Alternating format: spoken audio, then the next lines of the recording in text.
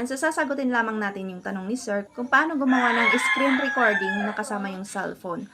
So, ang ginagawa po dito ay nag-screen recording muna sa ating cellphone and nilalagyan po natin yan ng phone template. At kung paano ito gawin, panoorin at sundan nyo lamang ito kung gusto nyo rin malaman.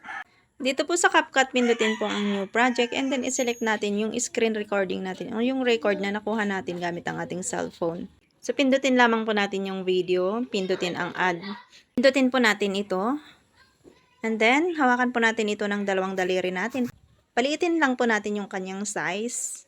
Pindutin po natin to and hanapin po natin ang aspect ratio. Pindutin natin yan. Select natin ang 9:16. Pindutin po natin ang check. Hanapin nyo po ang background. Pindutin natin yan.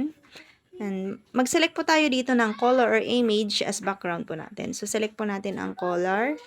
And for example po, ito yung napili natin. Pindutin ang napiling kulay. Pindutin po ang check. Pindutin po natin ito. Pindutin natin itong stickers. Andito sa search bar para hindi na tayo mahirapang maghanap. Pindutin natin yan. And i-search po natin dito ang phone frame. And dito, piliin po natin ito. Pindutin lang po natin. And pindutin po natin itong cancel. And then dito, para ma-adjust natin yung size nitong cellphone template o itong phone frame na ito, hilain lang po natin ito.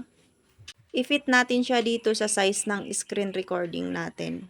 And pindutin po natin itong check. Hawakan nyo po ito, isagad nyo po doon sa pinakagilid para magkaroon siya ng template ng phone frame mula dyan sa pinakaumpisa.